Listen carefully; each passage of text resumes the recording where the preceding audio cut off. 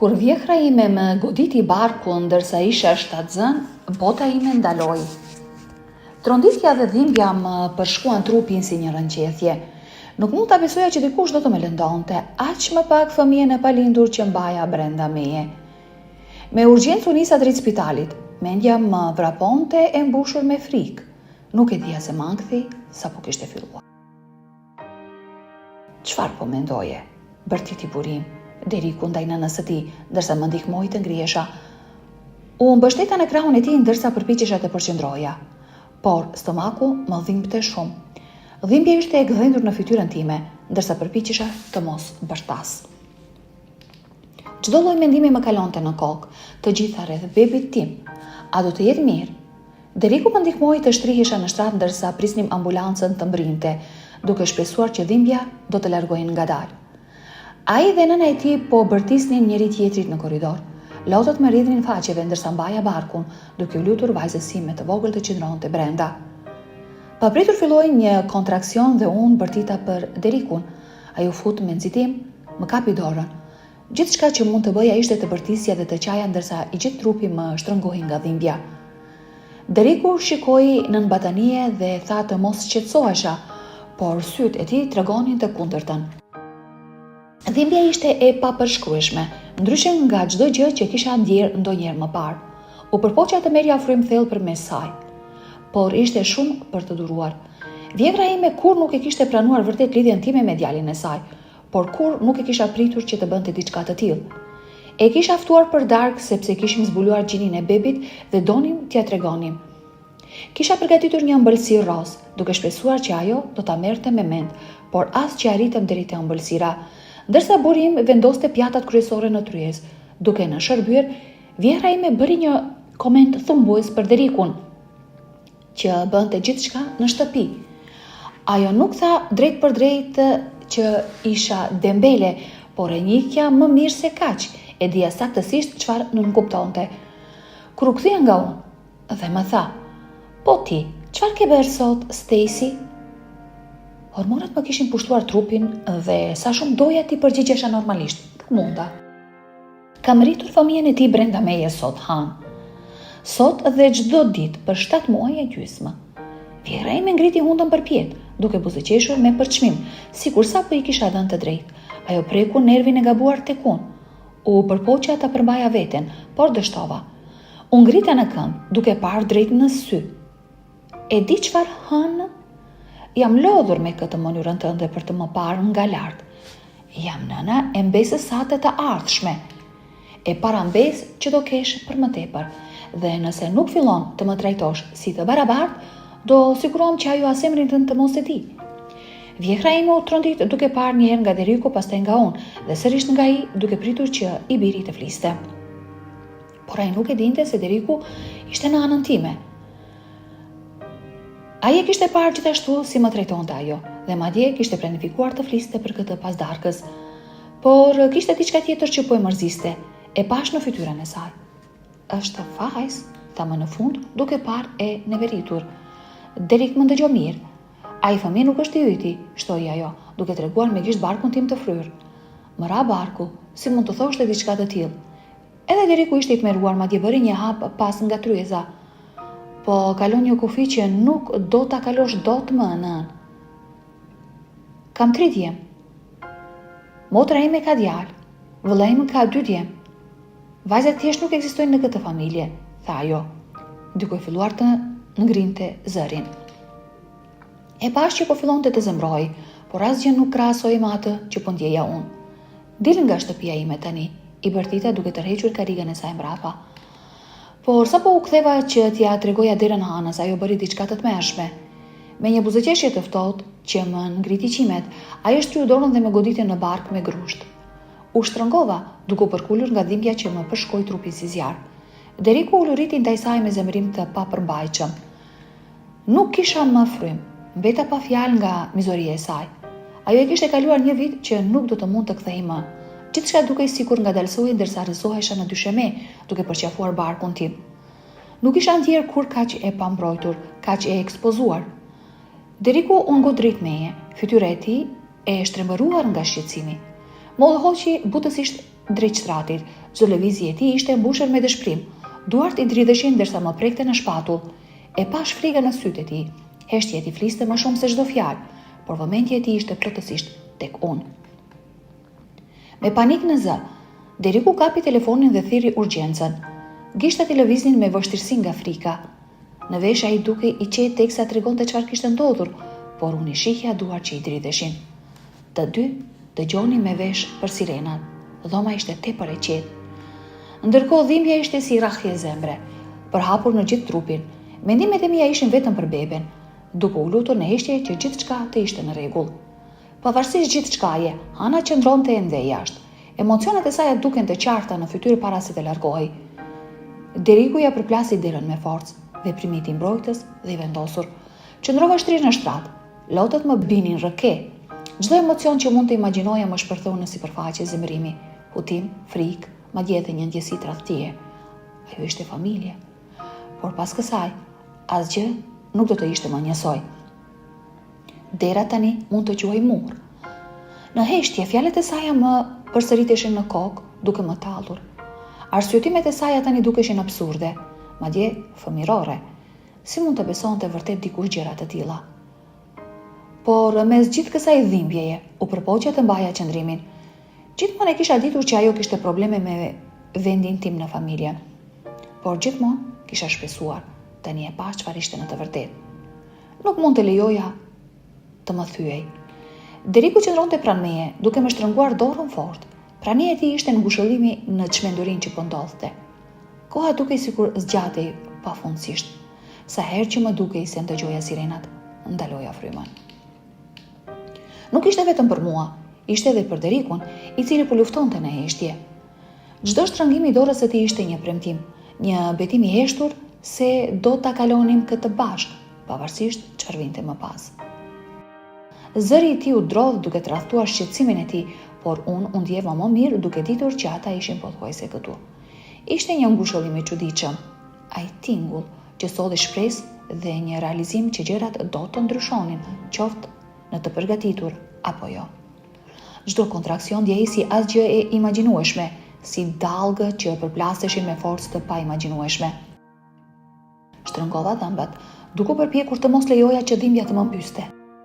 Çdo britmë pothuajse më dilte, por e përpija për të mos e bërë Derikun të shqetësohej më shumë.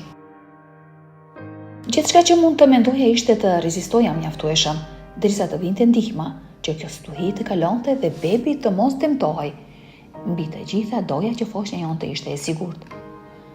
Nuk isha gati të thosha lamtumir për jetën tonë të qetë, por e dija që ndryshimi tani ishte i pandalshëm. Situata si kjo ta riorganizojnë jetën në mënyrën më brutale.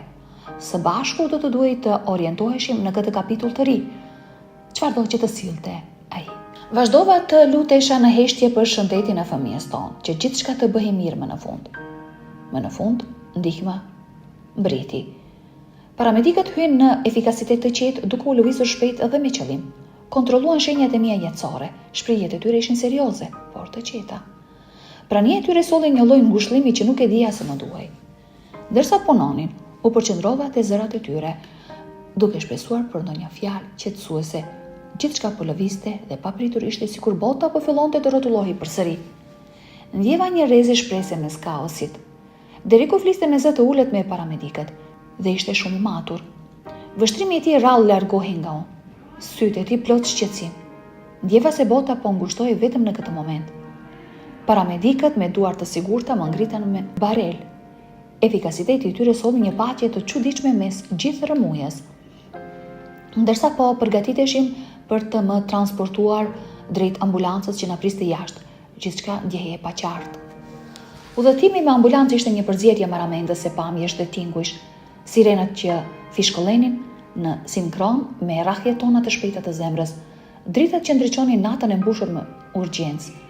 Çdo pulsim ishte një përzierje frike dhe shpresë në çdo frymëmarrje. Çdo gung në rrugë më bënte të përdridhesha. Dhimbja përhapej në çdo qelis me çdo lëkundje. Deriku qëndroi afër duke më mbajtur dorën si një spirancër në këtë stuhi. Prania e tij ishte e qëndrueshme, një kujtesë se nuk isha vetëm. Së bashku po përballeshim me këtë pasiguri të madhe që na priste përpara. Bota jashtë ishte e turbullt. Hyrja në spital gumëzhinte nga aktiviteti sa po mbritëm. Energjia ishte e ndjeshme, infermier dhe mjek lëviznin me qëllim, efikasiteti i tyre dukej si një vallëzim i ushtruar mirë. Na drejtuan me shpejtësi përmes korridoreve. Fokusi i tyre ishte i qartë pavarësisht kaosit të kontrolluar. Gjithçka po ndodhte shumë shpejt, por kishte një rregull të çuditshme në mënyrën si vepronin, sikur e dinin saktësisht çfarë duhej të bënin. Her pas here humbja ndjenjat, e mi ngarkuar nga përzierja dhimbjes dhe frikës. Më shtyn me shpejtësi drejt repartit të maternitetit dhe Deriku ishte gjithmonë në krahun tim, duke kujdesur që mjekëve t'u jepte të gjitha informacionet që u nevojiteshin. Zëri i tij ishte i qëndrueshëm, edhe pse thellë brenda tij ndoshta ishte po aq i tmerruar sa unë. Ishte ngushëlluese ta dije që ishte aty me mua. Dhoma ndjeje rënd nga tensioni, ndërsa ekipi mjekësor punonte për të vlerësuar gjendjen time. I ndjeja kontraksionet secila më intensive se tjetra, si dallë të pamëshirshme që përplasishin njëra pas tjetrës. Heshtja e mbushur vetëm me hapat e shpejta dhe zërat e mbytur të stafit. Më shtypte teksa përpiqesha të mbahesha fort pas shpresës që bebi do të ishte mirë. Çdo sekondë zgjatej në pafundësi, ndërsa koha ndërlikohej rreth meje. Deriku pëse në përdhom, përpara dhe mbrapa, shqetësimi i tij lexohej qartë në fytyrë. Sytë e tij kalonin her pas here tek unë, të mbushur me hutim dhe shpresë. Dhoma kumbonte nga zhurmat monotone të pajisjeve spitalare, të amplifikuara nga ndjeshmëria ime e lartë. Në mesin e këtyre zhurmëve sterile, kërkoja ndonjë ngushëllim. Pajisjet gumëzhinin përreth, por mendja ishte bllokuar në cikle frike. Gjithka rreth kësaj situate më dukej e pashpjegueshme, si një makt nga i cili nuk mund të zgjohesha. Doja vetëm që fëmia ynte ishte i sigurt. Në këtë vorbull konfuzioni u afrua një mjeke me një ecje të vendosur pranë e saj, që të bëri që i gjithë ambienti ta drejtonte vëmendjen drejt saj. Ajo tërhoqi Derikun më një anë, duke folur me një zë të qetë por të vendosur. U përpoqja të kap ndonjë pjesë të bisedës së tyre, e dëshpëruar për ndonjë copës shprese. Edhe pse nuk mund ta ndëgjoja çdo fjalë, gjuha e trupit të Derikut më tregonte që ai po përqendrohej fort, duke u përpjekur të kuptonte çdo gjë që ajo i thoshte. Ata flisnin për analizat dhe rreziqet të mundshme, fjalë që më përshkuan si të ftohta në përshtyllën kurrizore. Qëndrova e palëvizur, ndjeva tensionin në ajër si një teli vendosur që gati po këputej. Infermierët vazhdonin të lëviznin rreth meje me mjeshtri, duke siguruar që gjithçka të ishte gati. E gjithë dhoma ndjehej si e elektrizuar, ajri ngarkuar me frikë të pathënë dhe me shpresë që po merrte fort. Deriku ul sërish të pranë meje, fytyra e tij e zbetë, por ai po përpiqej të qëndronte i fortë. Më shtrëngoi dorën, sikur po përpiqej të më jepte pak në ngushëllim. Do ta kalojmë këtë së bashku, më tha ai. Zëri i dridhej, por ishte i vendosur. E pa shqetësimin në fytyrën e tij, por ai po mundohej të mbante një pamje të fortë. U mbështeta te fjalët e tij, duke shpresuar se ishin të vërteta. Dhoma ndjehej sikur po mbyllej mbi ne, ndërsa sekondat rrëshqisnin ngadalë. Ishte sikur ishim mbërthyer në atë vend steril vetëm duke pritur. Sa më shumë kalonte koha, aq më rënd bëhej bara në stomakun tim. As zhurmat e buta të pajisjeve nuk më shpërqendronin. Nga ndjenja e shqetësimit, që më dukej si një mjekull e dendur gati për të mbuluar gjithçka. Mes gjithë kësaj që po ndodhte, një pjesë brenda meje donte fort të mbahesha pas ndonjë rreze shprese. Pasiguria për atë që po ndodhte ishte aq e madhe sa pothuajse më përpinte, por nuk do të lejoja të më mbizotronte plotësisht. Thellë brenda vetes, u mbajta pas asaj shkëndije të vogël, shprese, duke u përpjekur të mbaja gjallë edhe kur frika përpiqej të shuante. Një infermiere hyri në dhomë. Sjellja e saj e qetë solli një çast pushimi nga shqetësimet. Ajo kontrolloi beben me përpikshmëri dhe kujdes, duke ndjekur çdo hap me saktësi. Prania e saj ishte qetësuese, pothuajse si një ninull e butë mes heshtjes dhe ndjehej mirë të kisha dikë aty që e dinte saktësisht çfarë po bënte. Sjellja e saj e heshtur zbuti pak nga tensioni në dhomë. Infermierja nisi të shpjegonte se çfarë po bënte me një zë të butë dhe të qëndrueshëm. Fjalët e saj të qeta ofruan një farpaqeje mes stuhisë emocioneve që më përplaseshin brenda. E vështrova me kujdes, duke kërkuar ndonjë shenjë të lajmeve të mira në shprehjen e saj. Fytyra e saj e qetë më bëri të ndjesha sikur ndoshta diçka mund të shkonte mirë pas të gjithave. Me një shprehje të përqendruar, infermierja rregulloi monitorët. Tingulli ritmik i rrahjeve të zemrës së bebit mbushi dhomën duke krijuar një ndjesi të brisht stabiliteti. Çdo rrahje ishte një kujtesë e jetës për të dhimbjes, një spirancë e vogël mes pasigurisë. I ndëgjova me vëmendje ato rrahje zemre, duke ndjerë mirënjohje për sigurinë që më ofroni në një moment kur gjithçka tjetër ishte e paqartë. Deriku më shtrëngoi dorën edhe më fort, duke peshpëritur lutje të heshtura që gjithçka të ishte në rregull. Mbajtja e tij ishte e fortë, duke më mbajtur në momentin e tashëm, ndërsa përpiqesha me çdo kusht të largoja mendimet më të këqija që më vinin në mendje. Së bashku u përqendruam në të menduarit pozitiv, duke mbyllur jashtë frikën aq sa mundeshim dhe duke shpresuar për ndonjë lajm të mirë, diçka për të kuptuar. Çdo rrahje zemre kumbonte fort, si në dhomë, ashtu edhe brenda gjoksit tim. Ato përziheshin me frikërat tona, duke e bërë botën tonë të dukej plotësisht e mbështjellë rreth atij tingulli delikat. Çdo rrahje ishte si një spirancë e vogël për të dy, ndërsa përpiqeshim të qëndronim të fortë. U kapëm fort pas njëri tjetrit duke kërkuar forcë që gjendej në lidhjen tonë. Sytë tanë u takuan dhe u mbajtën, dhe në atë shkëmbim të heshtur kishte një premtim për të ardhme që ende nuk mund të përfituronin plotësisht. Lidhja mes nesh ishte speranca jonë që na mbante të qëndrueshëm. Edhe pa fjalë ekzistonte një mirëkuptim i thellë, një përzierje frike dhe shpresë e ndarë në të njëjtin moment. Papritur një kontraksion goditi fort, duke më marrë frymën. Intensiteti ishte marramendës, pothuajse më rrëzoi. Shtrëngova dhëmbët do përpoqja të kaloj mbi valën e dhimbjes, duke dhënë gjithçka që kisha. Ndjej si një stuhi që përplasej brenda meje, por isha e vendosur të përballoja gjithçka. Çdo moment ishte një betejë, por nuk isha gati të dorëzohesha. Infermierët lëviznin rreth meje, fjalët e tyre më dukeshin si johona të largëta. Çdo frazë që thoshin përzihej me mjekullën e dhimbjes në të cilën po përpiqesha të kaloj. Deriku qëndronte prania e tij si një ankor qetësues. Gjetëm ngushëllim në lidhjen tonë, në forcën e pashprehur që na mbante të bashkuar. Ishte sikur po përballeshim me një stuhi, por duke u kapur fort pas njëri tjetrit, e forconin vendoshmërinë për ta përballuar. Mjeku filloi të shpjegonte qetësisht se kishim nevojë të bënim disa analiza të tjera. Fjalët e saj qarkullonin në dhomë, duke shtuar një shpresë të rikuptimi në tensionin që duhej. Deriku dhe unë dëgjuam me vëmendje, zemrat tona të rënda por të hapura ndaj besimit që duhej t'u jepnim atyre. Deriku bëri një pohim të fortë me kokë, vetbesimi i tij i zakonshëm për një çast u zbe, por qëndroi pa lëkundur dhe duke ditur se duhet të mbështeseshim tek këta profesionist.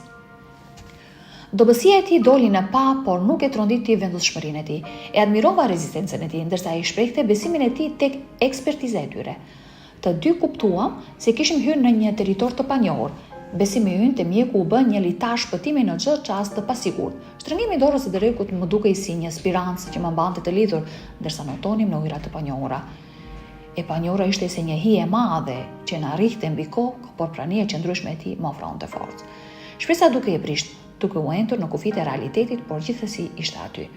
Çdo zhvillim i ri ranësh vendoste mes ankthit dhe qetësisë, por së bashku ishim gati të përballeshim me çdo gjë që do të vinte. Prekja e tij më kujtonte se nuk ishim vetëm.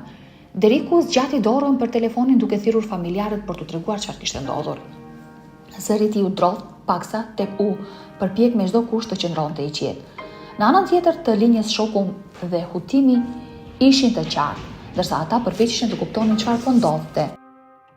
Lajmi i la të heshtur të tronditur. Edhe Deriku e kishte të vështirë. Po përpiqej të përmande emocionit, ishte e vështirë, por të paktën ata tani e dinin dhe kjo na dha një farë ngushëllimi. Ndërkohë që doma gomëzhinte nga mjekët dhe infermierët që punonin me përkushtim, unë u përqendrova te frymëmarrja. Çdo frymëmarrje më ndihmonte të mbaja lart panikun që më përgjonte në sipërfaqe. Rreth meje stafi mjekësor lëvizte me shpejtësi, vendoshmëria e tyre po forconte shpresën tonë të brisht. Deriku mbeti shtylla ime, duke përshpëritur fjalë inkurajuese. Ishim në qendër të stuhisë, duke përpjekur të mos hiqnim dorë nga shpresa, duke mbajtur fort ndërsa ata lëviznin rreth nesh. Koha ndjej e pezulluar, sikur e kapur në një film me lëvizje të ngadalta. Doja që ajo të lëvizte më shpejt, të sillte ndonjë lajm, çfarëdo që të thyente këtë pritje të pafund. Deriku qëndronte pranë, duke më përshpëritur forcë, edhe pse të dy ndjenin peshën e pafuqisë që na rëndonte. Forcuam njëri tjetrin, duke u kapur pas çdo shenje të vogël që premtonte diçka, një premtim shpresë i endur mes momenteve të heshtjes. Së bashku i luteshim kohës të kalonte dhe të na sillte qartësi. E gjithë ekzistenca jonë u përqendrua rreth asaj shprese të brisht të mbështjellë në pritje. Mjekët u kthyen, fytyrat e tyre të përziera me vendoshmëri dhe dëmshuri, që njëkohësisht na siguruan dhe na shqetësuan. Zemrat tona rrihnin në ritëm me çdo hap që ata bënin drejt nesh. Qetësia e tyre mbante vëmendjen tonë në kufirin mes frikës dhe pritjes. Bota jo ndaloi, duke pritur fjalët e tyre. Mbajtëm frymën, duke u përgatitur në heshtje për çfarëdo që do të vinte më pas. Sytë e mi dhe të Derikut u takuan. Vendoshmëria jone e përbashkët na mbajti në këmbë duke më forcuar shpirtin. Rëndesja e situatës u shtrim mbi ne si një rre trash, por ne e përballuam të bashkuar pa lejuar që të na konsumonte. Ishim një ekip, duke pritur fjalët e mjekes për të zbuluar vendimin e saj me shpresë se do të sillte pak dritë. Mike filloi butë dhe çdo fjalë e saj tingëlloi qartë. Ajo na zbuloi të papriturën, një gjendje e rrallë që prekte formën e zemrës së bebit ton. Na goditi si një val, një përzierje kuptimi dhe hutimi që na përfshiu. Unë dhe Deriku u përthithëm në lajmin, një stujë emocionesh në zemrat tona. Lotët na pushtuan syt, por u kapëm edhe më fort pas njëri tjetrit. Gjetëm ngushëllim në forcën e ndarë dhe premtuam të përballojmë këtë bashkë. Ndërsa lajmi na rinte mbi supe, realizimi goditi fort. Na duheshin specialist për të kujdesur për bebin ton. Mjekët vepruan shpejt, duke kontaktuar me të mirat në fush, duke lëvizur me shpejtësi nëpër korridoret e spitalit. Çdo hap i tyre johonte urgjencë. Ishim mirënjohës për këtë kujdes të menjëhershëm dhe i vëzhgojmë me sy plot shpresë. Peshe e situatës ishte e rëndë, por fakti që fëmia ynë do të merrte kujdes të specializuar na jepte një farë qetësie. Ndihesha sikur emocionet e mia ishin të përziera në një vorbull të ngatruar. U mbajta fort pas Derikut duke ndjer frikë dhe lehtësim njëkohësisht. Prania e tij e qëndrueshme më ndihmoi. Më tokozonte në këtë stujë emocionesh. E vërtetë ishte e vështirë për tu kapërdir, por lehtësimi që morën nga përgjigjet e mjekëve përzihej me frikë. Së bashku morëm frymë thellë duke përpjekur të kuptonim gjithë këtë gjë të madhe që po ndodhte përpara nesh. Mjekja foli me qetësi, duke na siguruar për kujdesin që do të merrte bebi ynë. Fjalët e saj ishin si një litar shpëtimi duke na treguar se ekipi i saj ishte shumë i aftë. Ajo theksoi rëndësinë e trajtimit maksimal të kujdesshëm, duke na kujtuar se stuhia jon nuk ishte krejtësisht pa shpresë. Ndorsa ajo fliste, unë dhe Deriku ndjejmë si një fash shpresë të vogël që po mbillej brenda nesh. Na dha një vendoshmëri të re për të përqendruar tek e ardhmja e fëmijës son, të shtyrë përpara nga premtimi për kujdes ekspert. Me gjithë shkaje, si të ishim të zënë në mes të një stuhie, dashuria jon u bë forca jon më e madhe. Çdo vështrim i ndarë dhe çdo fjalë ngushëlluese ishte si një dritë në errësirë, duke na udhëhequr përmes kaosit dhe pasigurisë që na rrethonte. Situata jon ishte e rëndë, çdo mendim na çonte drejt një të ardhme të paqartë, por me dashuri u forcuam për të përballur sfidat e reja. Ishim gati të luftonin për shëndetin e fëmijës son, të vendosur në dashuri dhe të bashkuar, me dorë për dorë. Hodhëm hapin e parë drejt kësaj rruge të panjohur, të gatshëm për të luftuar për zemrën që rrihte brenda fëmijës son. Edhe pse hijet e pasigurisë na ndiqnin, zemrat tona ishin të mbushura me vendoshmëri dhe përkushtim të palëkundur ndaj familjes son. Ishte koha për veprim, për të bërë gjithçka që mundnim për të mbështetur të voglën tonë. Çdo antar i stafit mjekësor punonte pa lodhje për gjendjen e voglushës son, duke treguar një devotshmëri të pabesueshme në çdo test dhe moment të vështirë.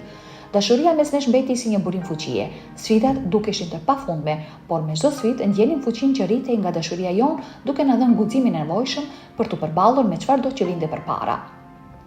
Ndërsa ditët ktheheshin në javë, shikonim përparime edhe pse të ngadalta që na jepnin një shpresë të kujdesshme. Çdo përmirësim i vogël dukej monumental, si të ngrihej pak nga bota. Çdo ditë e trajtonim si një test, fal forcës që familja jon na jepte. Besimi ynë në dashuri dhe tek fëmia ynë na mbante të fortë, duke na mundësuar të përballonim çdo provë me rezistencë dhe optimizëm. Miqtë e familja jon u mblodhën rreth nesh, duke ofruar mbështetje dhe ngushëllim të domosdoshëm. Na rrethuan me ndrotësi. Prania e tyre ishte një ilaç i butë për shpirtin ton të lënduar. Vizitat dhe telefonatat e tyre na mbushën me qetësi, duke forcuar vigjilencën ton për vajzën e çmuar.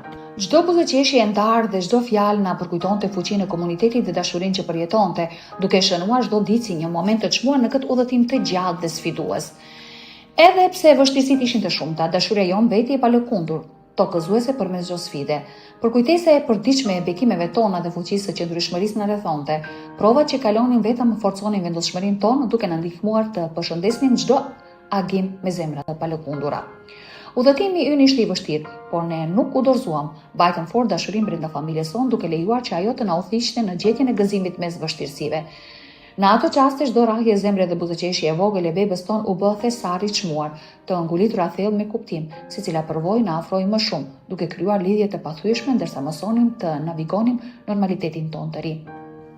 Sa po morëm lajmin për një tipar të rrallë të gjendjes së saj, që askush madje as infermierët nuk e kishin vënë re më parë, specialistët reaguan menjëherë. U ndjeva e lehtësuar që e zbuluan herët sepse kjo krijoi pas për hapat e ardhshëm. Ekspertiza e tyre na dha pak shpresë, edhe pse situata mbetej e rëndë. Ky zbulim kërkonte që të ishim edhe më të kujdesshëm, duhet ta vëzhgonim me përpikmëri çdo zhvillim. Por mjekët dhe infermierët ishin shumë të aftë, mbetën pozitiv dhe na premtonin se do të kujdeseshim jashtëzakonisht më për të voglen. Ishte e vështirë, por ekspertiza e tyre na dha shpresë duke na bërë të besonin se vajza jon kishte një shans të vërtetë për t'u përballur. Familja jon u bashkua sikur më parë, duke na mbështetur me çdo nevojë. Dashuria e tyre ishte si një batanie, duke lehtësuar shqetësimet tona. Rrugëtimi ishte i ashpër, por me ta pranë nuk dukej aq i tmerrshëm. Së bashku qëndruam të forcë një familje e bashkuar me guxim dhe pa të gjitha përgjigjet. Dashuria na udhëhoqi në çdo hap. Çfarë nisi si një mangth u shndrua në një udhëtim shprese dhe bashkëjetese. Ishte si të gjenim dritë edhe në ditët më të errta. Përvoja na ofroi më shumë, duke na mësuar të mbështetemi dashurisë dhe njëri tjetrit. Vajza jon e vogël dëshmoi se dashuria është më e fuqishme se frika. Me çdo lindje dielli, ajo dukej pak më e fortë, edhe pse rruga ishte ngadalt, pa ndryshime hap pas hapi. Luftëtare e vërtet na mbushte me krenari për çdo fitore të vogël. Ecnim pranë saj me buzëqeshje, duke festuar çdo hap përpara. Rezistenca e saj na jepte besim në të ardhmen. Ishte frymëzuese ta shikonim të rritjen në kujdesin ton të dashur. Familja jon u forsua më shumë se kurrë. U bashkua nga përvojat e përbashkëta. Dashuria u bë ankorja jon në këtë stuhi, duke mbështetur njëri tjetrin, mësuam të kalonim sfidat. Çdo hap ishte plot dashuri dhe admirim për vajzën tonë. Forcat e reja linden nga lidhjet e kryera në kohë më të vështirë. Kur shikonim drejt së ardhmes, ndjenim një fuqi të re dhe një pranueshmëri të qetë, duke ditur se kjo tani ishte pjesë e nesh. Çdo sfidë u bë një mundësi për t'u rritur duke formësuar ëndrat tona në mënyrë të paarritshme. Udhëtimi ynë na ndryshoi mënyrën e të parjes së jetës, duke gjetur bukuri dhe forcë aty ku më parë dukej e pamundur. Bashk ecëm dorë për dorë me kurajo të rizbuluar dhe paqe. Çdo pengesë që kaluam thelloi lidhjen tonë si familje. Ajo që nisi me vështirësi u bë një dëshmi dashurie e palëkundur dhe shprese. Gëzimi i vajzës sonë mbushte ditët tona me një melodi triumfi mbi vështirësitë. Momente të pritura u bën realitet dhe gëzimi i saj ishte përkujtues për rrugën e gjatë që kishim kaluar. Adaptimi dhe zhvillimi u bën pjesë të tregimit ton me çdo buzëqeshje dhe dashuri që shënjonte jetën tonë me dritë.